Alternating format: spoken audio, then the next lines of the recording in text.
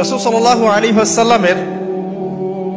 সাল্লাল্লাহু আলাইহি ওয়াসাল্লামের যে শান, যে মর্যাদা, তিনি যে শেষ নবী এবং তারপরে যে কোনো নবী আসবে না, এবং কেন তিনি শেষ নবী, তার মধ্যে স্পেশালিটি কি কি আছে, এই বিষয়গুলো নিয়ে একটু সংক্ষিপ্ত কথা বলবো ইনশাআল্লাহ। ঠিক আছে? ওমা তাওফীকি ইল্লা বিল্লাহ আলাইহি তাওয়াক্কালতু ওয়া ইলাইহি উনীব। আমি আলোচনা শুরু করতে যাচ্ছি একটা হাদিস থেকে। একদিন রাসূলুল্লাহ সাল্লাল্লাহু আলাইহি ওয়াসাল্লাম মসজিদের পাশ দিয়ে হেঁটে যাচ্ছেন, মসজিদে নববীর পাশ দিয়ে। তখন সাহাবায়ে কেরাম রাদিয়াল্লাহু আনহুম আজমাইন তারা মসজিদের মধ্যে বসে একটা বিষয় নিয়ে কথোপকথন করছিলেন। তো নবী সাল্লাল্লাহু আলাইহি ওয়াসাল্লাম জিজ্ঞাসা করলেন যে তোমরা কি নিয়ে কথা বলছো, তোমরা কি নিয়ে কথোপকথন করছো? তখন সাহাবায়ে কেরাম রাদিয়াল্লাহু আনহুম তারা বলছেন যে আমরা কিয়ামতের আলামতগুলো নিয়ে কথা বলছিলাম। কি নিয়ে কথা বলছেন? কিয়ামতের আলামতগুলো নিয়ে সাহাবীরা কথা বলছেন। সাহাবীদের কিয়ামতের আলামত নিয়ে কথা বলার কি দরকার ছিল? তাদের সময় তো আর কিয়ামত হবে না। দরকার ছিল কি? সচেতনতা। তারা ফিতনায় নিজেরা যেন না পড়ে যান, এই জন্য সতর্ক থাকতে চাইতেন। এই কারণেই ফিতনাময় পরিবেশ নিয়ে আলোচনা করতেন। তো নবী সাল্লাল্লাহু আলাইহি ওয়াসাল্লাম তখন বললেন, দেখো, যতদিন পর্যন্ত 10টা আলামত প্রকাশ হচ্ছে না ততদিন পর্যন্ত কিয়ামত হবে না। কয়টা আলামত? 10টা। নবী সাল্লাল্লাহু আলাইহি ওয়াসাল্লাম প্রথমে বললেন 1 নাম্বার হচ্ছে মাসিহুদ দাজ্জাল। কি নাম? মাসিহুদ দাজ্জাল। 2 নাম্বার হচ্ছে ইয়াজুজ এবং মাজুজ। এর আদম সন্তান পৃথিবীতে বের হবে এবং পুরো পৃথিবীটা ম্যাসাকার করে ছেড়ে দিবে।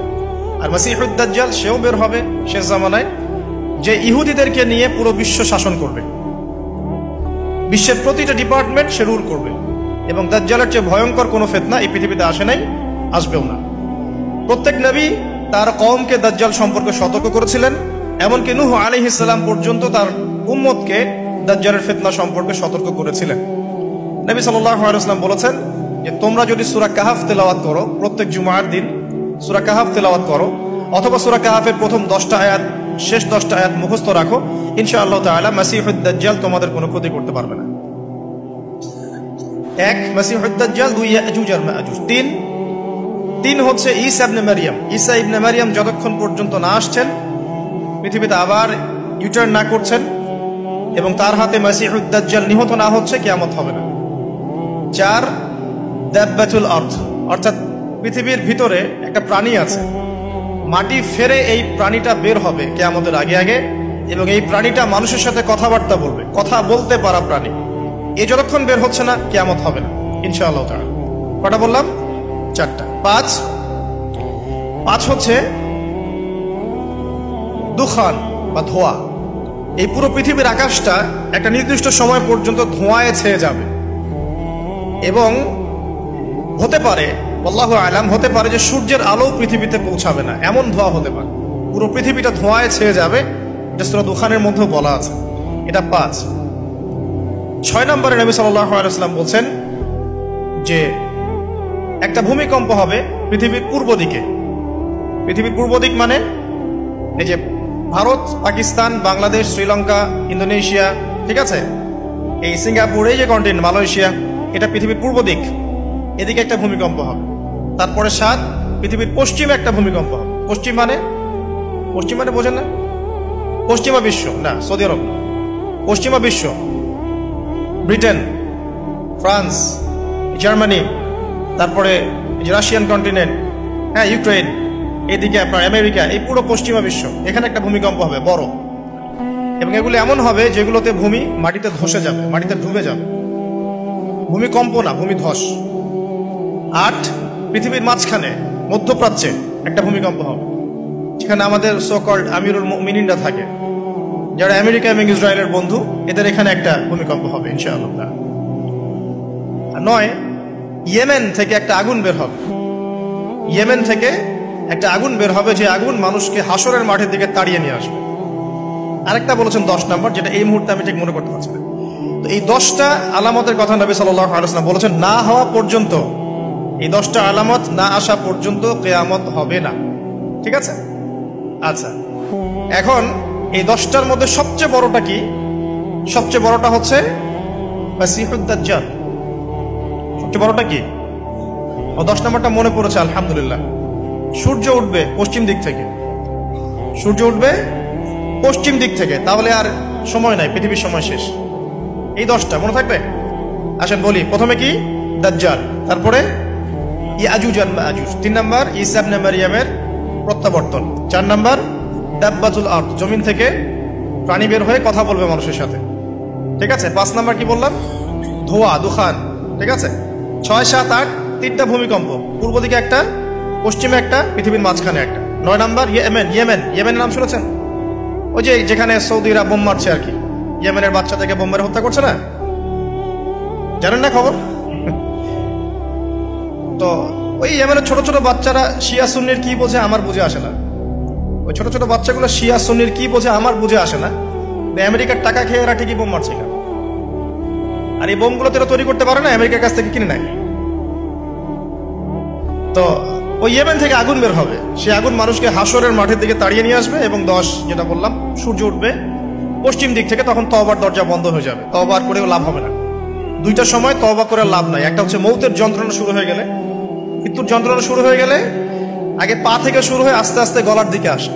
হাদিসে যেমনটা এসেছে, সূরা ওয়াকিয়ার মধ্যেও আছে যে পায়ের দিক থেকে যন্ত্রণা শুরু হয়ে আস্তে আস্তে আস্তে আস্তে এই গলার দিকে আসে, এবং আত্মাটা গলার এখানে যখন চলে আসে, এখান থেকে মালাকুল মউত আত্মাটাকে নিয়ে চলে যাবে, এবং চোখ দিয়ে তাকিয়ে থাকে মানুষ।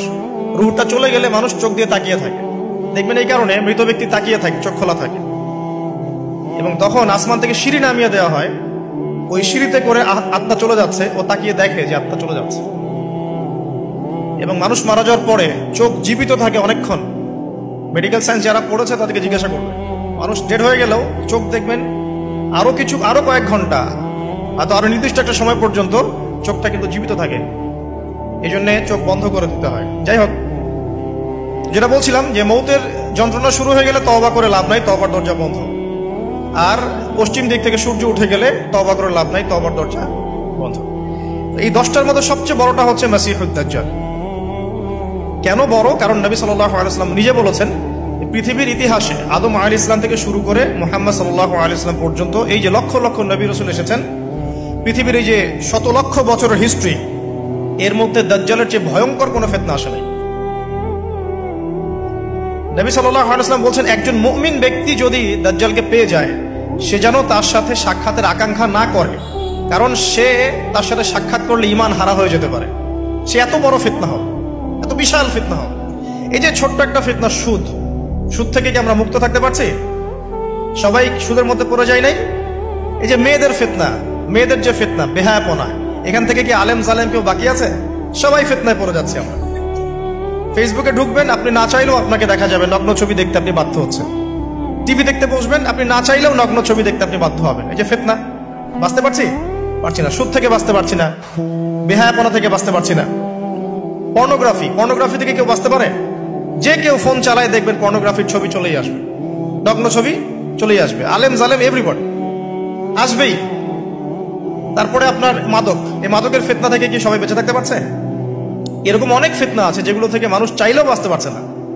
আমরা হয়তো বাইরে দাড়ি টুপি পাগড়ি জুব্বা লাগিয়ে ঘুরছি ঠিকই, কিন্তু আমরা এরকম সামাজিক ফিতনাগুলো থেকে কেউই সেফ না। এই যে আপনাদের এলাকায় যে ফিতনাগুলো ছড়িয়ে পড়েছে, আস্তে আস্তে বাড়ছে না? এমন ফিতনা বেড়ে যাচ্ছে। তো এগুলো যদি আমাদেরকে গ্রাস করে ফেলতে পারে, তাহলে এই পৃথিবীর সমস্ত ফিতনা একসাথে করলেও দাজ্জালের ফিতনার সমান হবে না। আমি কি বোঝাতে পারছি?